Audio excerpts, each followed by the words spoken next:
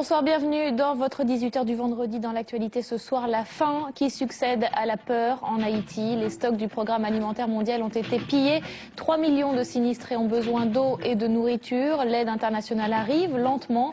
Les premiers survivants du séisme de mardi ont été sortis des décombres par les sauveteurs. Le PS soutient-il la démarche de Vincent Peillon? C'est la question posée par le président de France Télévisions à Martine Aubry. La polémique enfle au sujet du lapin que l'eurodéputé socialiste a posé à Arlette Chabot sur France 2 hier soir. Dans ce journal, le décryptage de Stéphane Rosès. 400 magistrats et avocats mobilisés contre le projet de réforme de la justice pénale. C'était hier sur les marches du Palais de justice de Paris. Michel Alliot-Marie assure pourtant que son texte garantit une procédure impartiale et équitable. Débat dans ce 18h. En Haïti, le calvaire des 3 millions de sinistrés continue. Selon MSF, des milliers de blessés attendent une aide chirurgicale d'urgence. 25 équipes de sauveteurs sont à pied d'œuvre pour sortir les survivants des décombres, mais les vivres manquent. Résultat, les entrepôts du programme alimentaire mondial ont été pillés ce matin. D'après les Nations Unies, la situation sécuritaire est tendue, mais gérable. Julie Trassard. L'odeur est difficilement soutenable. Avec 45 ou 50 000 morts, d'après les premières estimations de la Croix-Rouge, il est impossible d'enterrer tous les corps. Il y a plusieurs cadavres qui jonchent sur le sol. Oui. Ça commence à entrer en putréfaction. Ça va poser un danger de santé publique. 3 jours après le séisme, l'aide internationale peine à arriver. Les voies de communication sont hors d'usage. Le port et l'aéroport sont détruits. Une seule piste permet encore aux avions de se poser. Les équipes sur place continuent de fouiller les décombres et après plus de 48 heures, on trouve encore des survivants. Mais avec des milliers de personnes blessées, les besoins médicaux sont urgents. La plupart des habitants de Port-au-Prince dorment toujours dehors. L'eau potable se fait rare, la nourriture aussi. Certains se battent pour récupérer un sac de riz et des pillages commencent. Alors, pour éviter une vague de violence, les États-Unis viennent d'annoncer qu'ils enverraient entre 9 et 10 000 soldats. Et la Havane a autorisé les États-Unis à utiliser l'espace aérien cubain, ce qui va faciliter notamment l'acheminement des rescapés. Ce matin, une centaine de Français sont arrivés à Orly, très éprouvés, avec le sentiment d'être des miraculés. Ils sont soulagés d'être sortis de ce calvaire, mais ils pensent d'abord à ceux qui sont restés dans le chaos. J'ai tout vu, je vis le morgue qui sont remplis, les cadavres par terre, tout autour, il y en a beaucoup. Aujourd'hui, j'ai dit merci à Dieu parce que moi, je suis encore vivant, mais je pleure pour les autres qui sont là-bas parce que c'est vraiment dur. Pour le moment, plus de 268 millions de dollars de promesses d'aide des gouvernements ont été enregistrés, essentiellement en provenance des États-Unis et de la Banque mondiale. La France, quant à elle, a demandé l'annulation de la dette d'Haïti au Club de Paris. Face à l'ampleur de la catastrophe, l'élan de générosité est exceptionnel. Nombreux sont les particuliers qui ont déjà fait des promesses de dons. 6,5 millions d'euros ont été reçus par les ONG basées en France. Les associations doivent donc s'organiser pour gérer l'argent collecté. Bérangère Dinglas. Solidarité pour Haïti, nous là pour ça. Depuis mardi, Espace FM, une radio communautaire basée à Clichy-la-Garenne, coordonne les différentes initiatives de la communauté haïtienne. Il y a même un numéro de téléphone désormais qui est déjà opérationnel aujourd'hui. Hier, un comité d'urgence et de soutien, une ligne dédiée et un compte ont été créés par l'ambassade pour recueillir les dons. Le mot d'ordre, s'organiser. Tout ce qu'on veut cette fois-ci, c'est d'éviter les erreurs du passé. Et là maintenant, on veut avoir des structures bien définies, savoir d'où l'on part et où l'on va. Ça c'est hyper important pour que notre aide soit vraiment efficace. Présente à Haïti depuis 37 ans, l'association Plan est quant à elle déjà à l'œuvre. Sur place, ses 140 employés participent aux premiers secours, tandis qu'à Paris, bénévoles et salariés récoltent les dons. Hier soir à minuit, on avait en statistique brute entre 450 et 500 dons qui étaient déjà arrivés sur le site. Plan est l'une des seules associations dont les locaux ont résisté au séisme. Grâce à son agence à la Dominique, elle a déjà pu acheminer par la route des tentes et des kits de survie. Les dons permettront dans un premier temps de répondre à l'urgence. On va d'abord essayer de mettre en place des abris temporaires. On va essayer de fournir bien sûr de la nourriture, de l'eau et les premiers soins à ces personnes également pour éviter la propagation des épidémies. Grâce au fonds d'urgence, plus de 400 000 € ont déjà été débloqués. Mais l'association estime à 3,5 millions d'euros l'argent nécessaire immédiatement. Bonsoir Francis Charon. Bonsoir. Vous êtes le directeur général de la Fondation de France. Hier soir, votre site était momentanément inaccessible en raison d'un afflux massif de dons en ligne. À 18 h, vous aviez 6 800 dons, 445 000 euros. Où en êtes-vous aujourd'hui? Aujourd'hui, on a 1,5 million d'euros qui ont été reçus, oui, une grande partie par le site internet. Comme vous l'avez dit, il a été débordé plutôt hier matin qu'hier soir, et depuis on a pris les mesures nécessaires pour que les choses se passent bien, et puis du courrier qui commence à arriver. Oui. Donc multiplié par 3 en 24 heures, comment vous expliquez cet élan de générosité des Français? Je pense que d'abord les Français sont généreux, ils ont toujours répondu très favorablement lorsqu'il y a des grandes catastrophes. Le dernier exemple qu'on a, c'est le tsunami évidemment. Ici, on voit une situation qui est absolument extraordinaire, c'est-à-dire que dans un pays qui lui-même était totalement dévasté, dans une difficulté extrême, derrière arrive un tremblement de terre avec les morts bien sûr, mais surtout tous les blessés, puis les sans-abri, les questions d'eau, les questions d'alimentation. Donc c'est un immense problème qui sera très difficile à manager, et tout le monde est sur le pont pour le faire. Alors est-ce que les dons sont utiles, et précisément que fait la Fondation de France de tout cet argent qu'elle reçoit? Oui, alors les dons sont utiles, hein, ils sont même indispensables, parce que c'est au moment où on reçoit les dons, on va recevoir des dons pendant quelques semaines, puisque les médias vont parler des choses, on va voir les efforts qui vont commencer à se mettre en place, et donc c'est ça qui permet de dire l'ampleur des opérations qu'on peut monter. Mais il y a aussi une aide gouvernementale quand même, on a annoncé. Il y a des aides gouvernementales, mais sur des catastrophes comme ça, vous avez vu, les problèmes se chiffrent en centaines de millions d'euros en besoin, puisqu'il y a les questions d'alimentation, il n'y a plus rien, il n'y a plus d'électricité, il faut des groupes électrogènes, il faut de l'alimentation, il y a des questions de logistique. Il n'y a plus d'hôpitaux, il y a un ou deux qui fonctionnent, il faut des dispensaires. Donc il va falloir s'appuyer sur ce qui reste, d'une part. D'autre part, c'est un pays où il y a quand même eu beaucoup d'associations, il y avait beaucoup de religieux qui géraient des espaces pour les communautés. C'est là-dessus qu'on va s'appuyer pour travailler. On va investir beaucoup au début sur les questions logistiques, parce que on l'a vu, la logistique, c'est le transport, c'est l'accompagnement, c'est la création, la mise en place d'abris. Alors, la question de la sécurité est un vrai problème. C'est une question permanente partout. Particulièrement à Haïti. Elle se pose, la question de la sécurité se posait avant, donc là, en période de difficulté, de faim, elle va se poser encore plus. Mais je crois qu'il faut être extrêmement optimiste. Le tsunami nous a appris beaucoup. La Fondation de France a pu dépenser les 20 millions qu'elle avait reçus. Alors justement, à propos du tsunami, il y a eu quand même cette polémique où MSF a dit qu'il y avait eu trop d'argent reçu. Est-ce qu'on ne risque pas là de se confronter au même problème? Non, mais si je vous dis aujourd'hui il y a trop d'argent, la presse va reprendre tout ce que j'ai dit et je vais engager une polémique. Je pense que c'est inutile. Il y a des gens qui disent que la reconstruction ne fait pas partie du périmètre de l'urgence, c'est le rôle des États. C'est pas vrai. Il faut pas croire ça. Le tsunami nous a bien montré que il y avait une phase de secours, une phase d'accompagnement, une phase de reconstruction, mais qui se font pratiquement en même temps. Parce que vous avez le début de la reconstruction, c'est la mise en place d'habitations, de dispensaires, c'est la mise en place de centres d'école. Il n'y a plus d'école non plus. Donc il y a beaucoup de choses. Il n'y a pas trop d'argent. L'argent du tsunami a été dépensé, sauf que ça ne se fait pas en un mois. Et quand il y a des gens qui disent qu'il y a trop d'argent, c'est pour le travail qu'ils font qu'il y a trop d'argent, comme ça avait été dit au début. Donc c'est vrai que les problèmes médicaux vont s'estomper. Je voudrais juste vous montrer le résultat d'un sondage, une question que nous avons, pas un sondage d'ailleurs, posé à nos téléspectateurs via notre partenaire le nouvelobs.com. Faites-vous confiance aux ONG pour gérer vos dons? Le résultat, on va le voir s'afficher peut-être à l'écran, est assez saisissant. La réponse majoritaire est non à 59%. Comment être sûr que les dons que les Français vont faire, soit à la Fondation de France, soit ailleurs, iront bien à Haïti? Et comment se méfier des arnaques aussi? Il y a des arnaques par SMS, par mail? Je crois qu'il y a deux choses. S'il y a des arnaques qui se montent par Internet ou par des gens qui font des collectes, ça, c'est vraiment de la responsabilité du donateur de vérifier à qui il donne. Il faut qu'il soit mature, qu'il voit si les organisations existent, si elles ont pignon sur rue, les sites Internet, etc. En ce qui concerne la dépense de l'argent, je suis un peu étonné de ça, parce que ça ne correspond pas à l'ampleur du mouvement qu'il y a eu. Les comptes ont été donnés de façon permanente quand il y a eu des grandes urgences.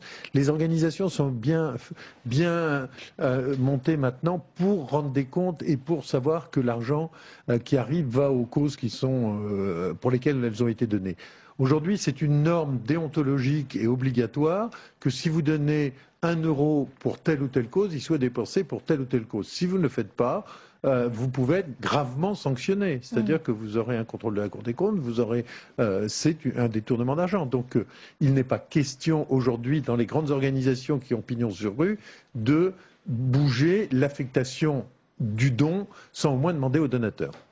Voilà, donc pour un don en confiance, soit le site internet de la Fondation de France, soit par courrier à l'adresse de la Fondation. On n'est pas les seuls, mais je crois qu'il faut vraiment vérifier qu'on fait partie d'organisations connues. Sérieuse. Merci beaucoup, Francis Charon, d'être venu sur notre plateau.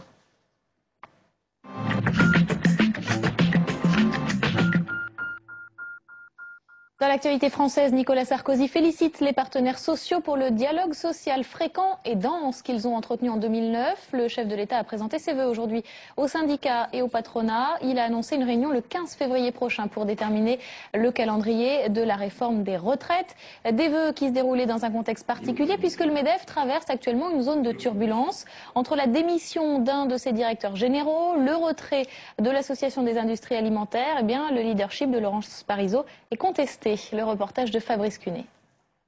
La santé de Madame Parisot, j'ai pas de bulletin de santé du MEDEF aujourd'hui. Moi, je me préoccupe de la CFDT et des salariés. C'est déjà beaucoup pour un syndicaliste. Pourtant, Merci. Le diagnostic est clair. Crise interne au MEDEF. Très contestée, sa présidente enregistre les démissions depuis 1 mois. Alors forcément, Laurence Parisot appréciera l'étonnant soutien ce matin de Force ouvrière. Madame Parisot, en tant que présidente du MEDEF, aurait pu dire il y a 6 mois, il faut que les entreprises y s'inscrivent plus facilement. Revendication du MEDEF. Il faut plus de flexibilité. Elle ne l'a pas fait. Peut-être que certains devraient réfléchir, c'est peut-être aussi un signe de responsabilité. Dans les couloirs de l'Élysée, conseillers et syndicats parlent plus volontiers d'un MEDEF affaibli et peu productif. Mais la CGT n'en fait pas un problème de personne. Moi, je ne l'attribue pas à tel ou tel responsable, mais plus à une démarche, à une pratique d'organisation. Pour le reste, il appartient aux organisations patronales de régler leurs débats internes. Et au MEDEF, les débats se règlent en claquant la porte. Plusieurs directeurs sont déjà partis. La Fédération de l'agroalimentaire, elle, a pris ses distances. Autoritaire, isolée, éloignée des préoccupations des patrons. En interne, les critiques fusent contre Laurence Parisot. Aujourd'hui, il y a un manque de dialogue et un manque de débat très fort qui fait qu'aujourd'hui, il y a une grande fédération qui a quitté le MEDEF. Et c'est ça qu'il faut maintenant organiser rapidement pour qu'on ait une ligne de conduite claire, bien comprise par les entrepreneurs, mais également par les pouvoirs publics et les structures syndicales. Thibault Langsade est un candidat déclaré à la présidence. L'élection est prévue en juillet.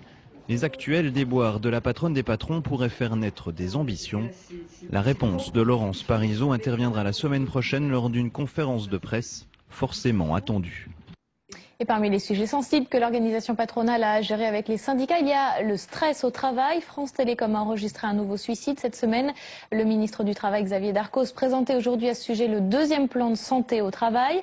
Et pour lutter contre le stress, certains ont choisi une méthode originale. La Caisse régionale d'assurance maladie Nord-Picardie sensibilise ses salariés grâce à une pièce de théâtre qui s'intitule « On ne badine pas avec le stress ». Reportage à Lille de Pierre Bon-Joseph. Alors ce matin, je suis partie au boulot. J'avais qu'une seule idée en tête, c'est que tout s'arrête. Des larmes, la volonté d'en finir. Dans la pièce, Delphine joue un cadre écrasé par le stress. La scène est volontairement dramatique. À la sortie, la parole se libère sur un thème souvent difficile à aborder dans l'entreprise. Alors c'est pour ça que j'ai voulu venir vous parler, monsieur Lefray. Oui, c'est une réalité. Le capital humain, c'est fondamental. L'être humain, c'est fondamental. On a vu là des petits symptômes qui ont l'air de rien. On se dit, tiens, les gens sont fatigués, peut-être que... Mais parfois, ça peut certainement cacher d'autres choses. ils sont heureux de voir sur scène une histoire qui raconte ce qu'ils ont pu ressentir, eux, dans leur vie à un certain moment. Aux yeux du grand public, travailler à l'assurance maladie n'est pas forcément des plus stressants. Et pourtant, l'évolution de ce service public vers le modèle de l'entreprise expose ses salariés, comme à France Télécom ou chez Renault. Pour cette amélioration de la qualité du service, ça se traduit par une meilleure explication des droits aux assurés, des meilleurs délais de traitement, et ça peut être générateur aussi de situations de stress, il ne faut pas se le cacher. Alors chez vous, mais pas dans n'importe quel des postes de manager. Plus habitué au second rôle de cinéma, avec cette pièce, Jean-François Copps a découvert le monde de l'entreprise. Il y a quelque chose qui m'a frappé, oui, c'est les cadres ont peur. Je trouve qu'ils ont tous peur de quelque chose, d'un chef, d'autre chose, d'un objectif. Jouer pour démimer, la formule intéresse de plus en plus d'entreprises. On ne badine pas avec le stress, a déjà été vu par plus de 6000 salariés. Une marche à la mémoire d'Hakim. Plus de 3000 personnes ont défilé silencieusement aujourd'hui au Kremlin-Bicêtre en souvenir de ce lycéen de 18 ans qui a été poignardé par l'un de ses camarades à l'intérieur du lycée Darius Milhaud lundi dernier. Autre défilé à Perpignan, cette fois en mémoire de l'employé de l'université qui a été tué par un étudiant chinois pris d'une crise de folie. Les sénateurs socialistes annoncent qu'ils se battront pied à pied pour faire reculer le gouvernement sur la réforme des collectivités. C'est l'objet de la chronique parlementaire de Delphine Gérard.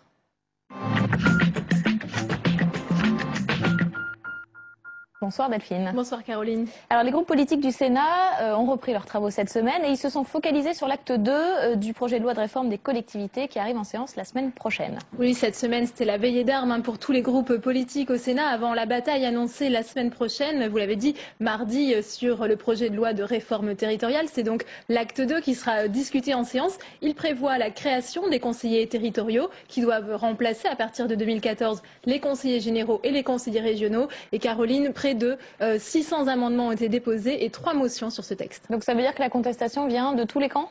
Oui, pour vous donner une idée, le groupe communiste a déposé 216 amendements avec une motion. Les communistes qui entendent également profiter de ce texte pour faire passer un amendement qui autoriserait le vote des étrangers aux élections locales. Vous l'avez dit, les socialistes, eh bien, eux montent également au créneau. Ils vont défendre pied à pied chaque article et chaque amendement pour faire reculer le gouvernement. Et du côté des centristes ? Du côté des centristes, ça grince également. Cette semaine, c'est la sénatrice centriste de l'Orne, Nathalie Goulet, qui avait déposé un amendement de suppression de l'article 1 qui prévoit donc la création des conseillers territoriaux. Finalement, elle a retiré son amendement. Elle a évoqué des pressions assez multiples, car pour elle, le conseiller territorial ne peut pas être créé tant qu'on n'a pas discuté de son mode de scrutin. Oui, c'est ça le problème en fait, c'est qu'on va décider de conseillers territoriaux sans savoir comment ils vont être élus. Oui, c'est exactement tout le problème de ce projet de loi. Pour le gouvernement, le conseiller territorial, je vous le rappelle, doit être élu au scrutin uninominal avec une dose de proportionnel. Ça ne plaît pas à tout le monde. Du coup, Nicolas Sarkozy, devant les parlementaires, cette semaine, est monté au créneau. On écoute le chef de l'État. Le gouvernement ira au débat sur la réforme des scrutins avec beaucoup d'ouverture pour essayer de faire le consensus le plus grand. L'expérience longue de la vie politique qui est la mienne, me fait dire que ceux qui pensent gagner une élection en modifiant le mode de scrutin n'ont aucune expérience de la vie politique.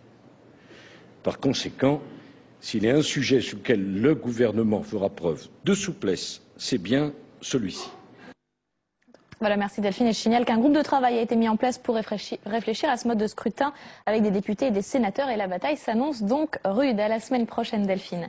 Le débat de ce 18h est consacré à la réforme de la justice pénale. Hier, à l'occasion de la rentrée solennelle de la Cour de cassation, environ 400 magistrats, avocats et fonctionnaires ont manifesté contre l'avant-projet de loi de Michel Alliot-Marie. Et parmi les dispositions du texte qui font polémique, il y a la suppression du juge d'instruction. Tam Tranui. Le texte ne sera dévoilé qu'en février et pourtant les magistrats sont déjà très virulents.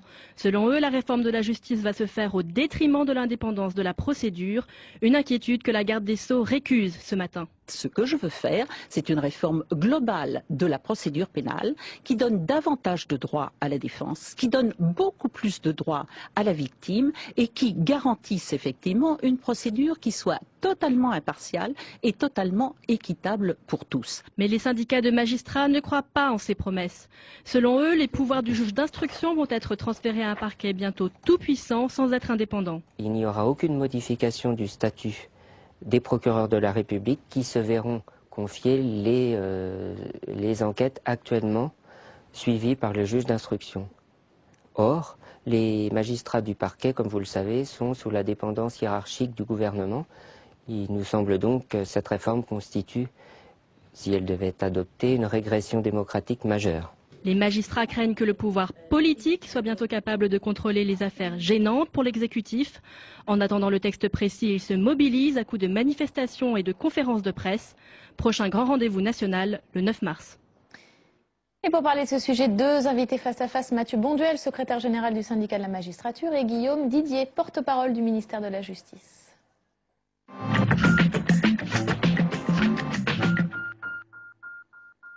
Alors, parole à l'attaque d'abord. Quelle est la disposition qui vous dérange le plus dans ce texte? Si je devais en isoler une, ce serait la suppression du juge d'instruction, puisqu'en réalité, vous le savez, on va supprimer un juge qui est imparfait, mais qui est indépendant, transférer tous ces dossiers à un procureur qui est imparfait aussi, mais qui en plus, lui, est dépendant du ministre, puisqu'il reçoit des instructions du ministre, donc de l'exécutif, et que toute sa carrière est entre les mains de l'exécutif. C'est ça qui nous est préparé. Alors bien sûr, il y a un certain nombre de... Donc l'indépendance de la justice qui vous inquiète? Bien sûr, l'indépendance, disons, de la direction des enquêtes pénales. C'est très important. Le juge d'instruction, aujourd'hui, on ne peut pas lui donner des instructions, on ne peut pas le déplacer du jour au lendemain.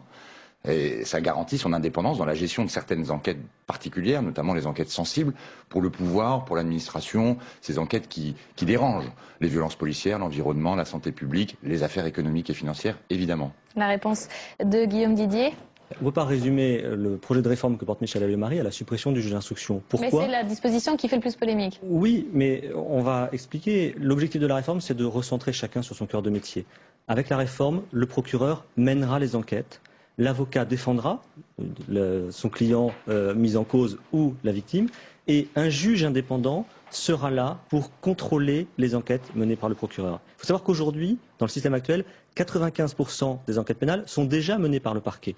Demain, ce sera 100% des enquêtes, sauf qu'elles seront toutes demain contrôlé par un juge indépendant qui présentera les mêmes garanties d'indépendance que le juge d'instruction actuel, sauf qu'il n'aura pas ce que M. Badinter a appelé une sorte de schizophrénie. Il ne sera pas à la fois mi-enquêteur, mi-arbitre. Il sera complètement consacré au contrôle de l'enquête qui sera conduite par le parquet. Donc ce sera au contraire un système beaucoup plus équilibré, beaucoup plus respectueux des droits de la défense et du droit des victimes. Et en aucun cas, l'exécutif ne pourra intervenir pour enterrer des affaires. Pourquoi voulez-vous que... Non. Mais pourquoi voulez-vous que... Non mais vous jetez le discrédit sur nos 2000 collègues magistrats du parquet qui aujourd'hui... Alors pourquoi ne pas réformer le parquet pour répondre à ces inquiétudes? Parce que Michèle Alliot-Marie est attaché, comme le président de la République, à ce que l'on conserve ce lien hiérarchique entre la chancellerie, l'exécutif et les procureurs. Pourquoi? Parce qu'il faut que le gouvernement puisse encore donner des instructions de politique pénale générale. Comment faire en sorte qu'aujourd'hui, on fixe comme priorité la lutte contre les discriminations, la lutte contre la récidive, si chaque procureur était autonome et libre de mener sa propre politique pénale au sein de son tribunal. Alors, Mathieu Bonduel, est-ce que ça vous rassure, ce juge de l'enquête et des libertés dont la création a été rappelée Non, honnêtement, ce juge de l'enquête et des libertés, c'est une blague. Qu'est-ce qu'on a fait? On s'est inspiré d'un juge qui existe déjà, qui est le juge des libertés et de la détention, dont la création était sur le papier une bonne idée, mais qui s'est révélé être un échec en pratique, puisqu'il ne peut pas véritablement contrôler la détention en l'occurrence, et plein d'autres choses maintenant, puisqu'en réalité maintenant il est juge à tout faire. Ce gel, ça va être un juge qui contrôlera de manière intermittente un dossier dont il n'aura pas la maîtrise, qu'il ne connaîtra pas réellement, et il sera face à un parquet qui lui sera tout puissant, et il aura comme interlocuteur une défense qui, elle, voit ses droits, dans cette réforme telle qu'elle se dessine, semble-t-il, très peu augmentés. Puisqu'on nous dit, on va augmenter les droits de la défense. C'est faux. On va rendre le parquet tout puissant et ce qu'a annoncé Mme Alliot-Marie, puisque j'attends toujours qu'elle me consulte sur ce texte, enfin qu'elle consulte notre organisation, eh bien, c'est que les droits de la défense seraient un peu augmentés. C'est-à-dire que l'avocat serait un peu plus présent en garde à vue, et c'est tout. Alors, on va quand même dire qu'il faut quand même rappeler à vos téléspectateurs que le syndicat de la magistrature s'est opposé systématiquement à toutes les grandes réformes de la justice. Vous vous êtes opposé à toutes les grandes mauvaises réformes de la justice. Les dernières, vous êtes opposé aux réformes de Mme Guigou, de Mme Lebranchu, de M. Perret, de Mme Dati. Heureusement que les gouvernements successifs et le Parlement ne vous a pas écouté, sinon les Français auront encore une justice des années 60. Donc, Mme Alliot-Marie va soumettre à la concertation, parce qu'il ne s'agit pas de minimiser les inquiétudes qui sont tout à fait légitimes. Mme Alliot-Marie va soumettre, première quinzaine de février, l'avant-projet de texte aux organisations syndicales de magistrats de policiers, aux associations de victimes, aux avocats. Il y aura une grande phase de concertation et évidemment, nous serons attentifs à toutes les remarques pertinentes et constructives pour améliorer ce dispositif. Alors juste un mot, parce que j'ai quand même une question à vous poser. Est-ce qu'on ne va pas vers une justice accusatoire si c'est le parquet qui mène l'enquête? Alors justement, aujourd'hui on a un système inquisitoire, on est un des derniers pays au monde à avoir le juge d'instruction. Là encore, soyons un petit peu modestes en France, si la justice française était la meilleure du monde, ça se saurait. On est un des derniers pays au monde à avoir le juge d'instruction. C'est le système inquisitoire. Le système accusatoire, c'est le système à l'américaine, on n'y est pas favorable. On veut plutôt un système entre les deux, avec plus de contradictoires, où véritablement le parquet mène l'enquête et l'avocat a la possibilité de demander au parquet de mener des investigations, et si le parquet le refuse, eh bien l'avocat peut se retourner vers ce juge indépendant qui sera là pour contrôler les enquêtes et pour contraindre le parquet à accomplir certains actes si le parquet ne souhaitait pas le faire. Mathieu Bandiol, il y a des pays où il n'y a pas de juge d'instruction et où ça se passe pas trop mal. Oui, alors c'est vrai que des pays ont supprimé le juge d'instruction, mais ils ont fait quelque chose que Mme Anne-Marie et le gouvernement en général ne souhaitent pas faire, c'est-à-dire qu'ils ont rendu le parquet indépendant. C'est le cas au Portugal, où il subsiste d'ailleurs un juge d'instruction dans certaines hypothèses, et c'est le cas aussi en Italie. Ici, en France, c'est impossible de parler de ça. On ne peut pas. Il y a cette culture jacobine extrêmement ancrée qui fait qu'on ne peut pas parler de l'indépendance des procureurs. Nous la souhaitons déjà aujourd'hui, parce que c'est 95% d'affaires dont on parle. Effectivement, ça pose déjà un problème. Mais alors en plus, quand les parquets géreront toutes les affaires, y compris celles qui posent problème, et dans lesquelles déjà aujourd'hui, il faut bien le dire, ils ne se comportent pas toujours de la meilleure des manières, et quand je dis le parquet, ce ne sont pas tous mes collègues du parquet, contrairement à ce que dit M. Didier, d'ailleurs la présidente de mon syndicat est une magistrate du parquet, ce sont certains hauts procureurs, souvent proches du pouvoir, qui ont manifestement, dans un certain nombre d'affaires, nous les avons listés, eh bien, entravé l'action normale de la justice. Vraiment un mot de conclusion. On a une chance en France, c'est d'avoir des procureurs qui sont des magistrats et non pas des fonctionnaires comme dans certains États, c'est-à-dire qu'ils prêtent le même serment que les juges du siège, ils ont la même formation, c'est une garantie pour les libertés individuelles. Donc notre système actuel, il est important de le réformer pour rendre une justice de meilleure qualité. Les enquêtes menées par le juge d'instruction ne sont pas parfaites, celles menées par le parquet aujourd'hui ne sont pas parfaites. On aura un système qui sera plus équilibré avec la réforme. Qui sera parfait. Merci. Qui sera plus équilibré. Merci beaucoup à tous les deux. On passe au décodage de l'image de la semaine.